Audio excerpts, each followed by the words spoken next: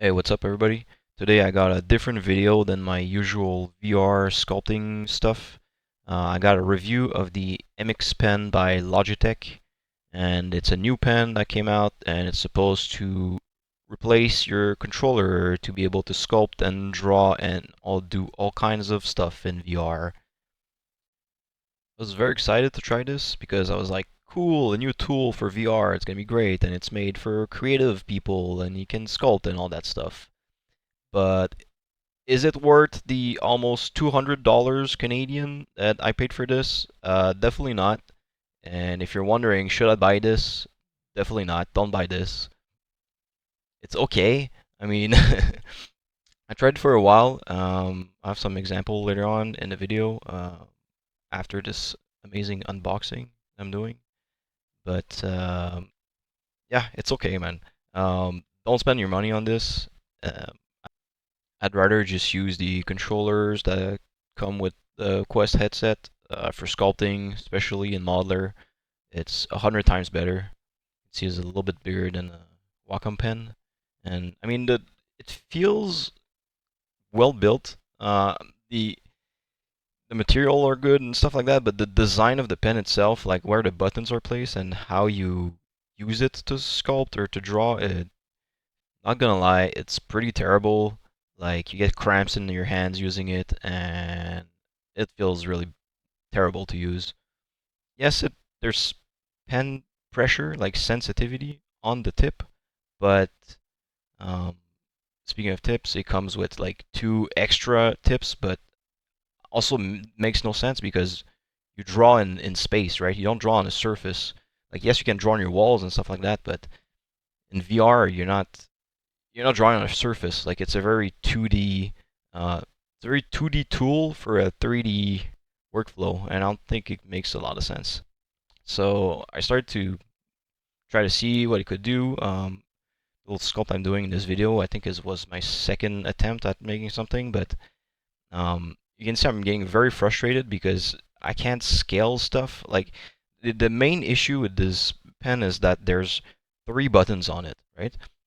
On the controller, you have I, three buttons plus a thumbstick that uses the scale stuff. So I'm in the video, I'm switching back and forth the controller and the pen just to be able to scale stuff properly. Like it makes no sense.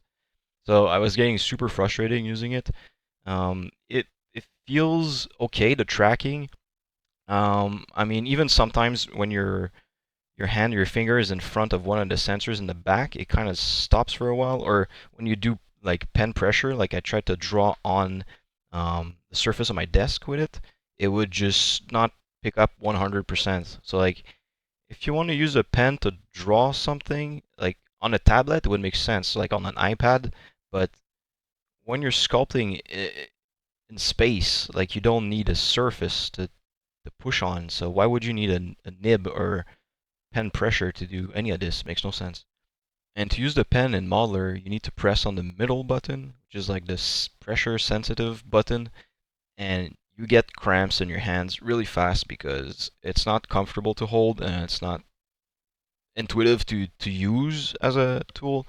Like I get that it's shaped like a pen, but it would make more sense if it was shaped like a airbrush or something where you have a thumbstick in the middle that you can push forward and sideways, but just having three buttons is not enough. Just using a controller with a thumbstick that you can manage the precise shape of your brush and like just a controller fits in your hand. It's very ergonomic. As a pen, it's not. It's a stick. Like why aren't all game controllers shaped like sticks? Well, because it feels terrible to hold. So I'm wondering who is this for? Like I saw the like trailer video that they did to demo the pen, and yeah, okay, you can make some cool notes and everything, but are we really gonna put on our headset to take notes on paper now? Like it, I don't know. Like the implementation with the software also maybe has to do with it. Like it's still in development, obviously. Not Medium, sorry, Modeler. Um, but maybe you need like more updates or something, but it just didn't feel right to use. And I, to me, pressure sensitivity, like it's useless. And even your controller has it. Like you can push the trigger as much as you want, and there's pressure on that. Why would you need this on like the tip of a pen? And yeah, like the whole brush, like you can't scale stuff because you need to press more than three buttons at the same time. Like it feels very weird, and I was getting super frustrated trying to design something, and I don't know. It's like trying to type on a keyboard, but you only have two fingers. I had to go back to the controller just to finish my sculpt because I couldn't do it with the just the pen. Like it was just not working. I don't want to be that guy and just shit on it, but that's just my 2 cents as somebody who uses VR professionally every day for multiple hours a day. If I was to use this pen, I would get insane cramps and I couldn't finish my day.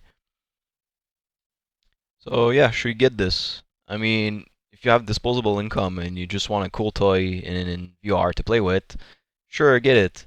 But I can't in good conscience recommend this to anybody, especially not for sculpting in VR.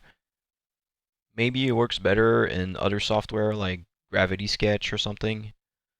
So I decided to try it in another app called Vermilion, which is a painting app, like oil painting, but in VR. And it's super fun to use. You can use it using your controller, but maybe this makes more sense because the pen is shaped like a brush. So it's like it's a fun toy, but will you really like use this professionally? I can't recommend it. For fun maybe, but there's more ways to have fun in VR. Like if you go play a game, it'll cost you $10. All this painting stuff, I you can do with your controller too. Like having it in the shape of a pen makes zero difference. Yeah. So, um, so yeah, there's potential with this pen. Like if they do really good haptic feedback with it, which they kind of said it would do on the box, but I guess it's based on the what app you're using. But if there's a way to have more haptic feedback, maybe there's like potential to be able to sculpt on a surface and it would vibrate in some way. I'm not exactly sure, but I don't have any solutions. I just have problems. Maybe you could do something cool with the pass through where, I don't know, you draw on an easel and it's actually a surface. But at this point, just draw on your Cintiq. Like, why would you need a headset? Like, why would you need to do this in VR? And I don't know, man. Like the ZBrush people already aren't taking us seriously. So if you show them the pen and you're like, yeah, yeah, I can use that too, they're gonna make fun of you. Like at least with the painting app, the shape of the pen didn't bother me as much, and it was okay, it was okay. Let me know if you like this kind of content or you just prefer the tutorials and speed painting stuff with the cool music in the background. I'll make sure to put the name of the sculpting app and the painting app in the description if you want to check it out. They're both super fun to use. I hope this was interesting, at least, and it was informative. And if you're wondering, should I get this or not, uh, who am I to tell you what you should spend your money on? Just do whatever you want. And I just thought I'd share my opinion on this because I use VR a lot and I love sculpting in VR. And just to show it from a perspective of somebody who uses it a lot. So yeah, just use your controllers. It's gonna be way better. Don't get this pen, and have fun sculpting in VR. Cheers.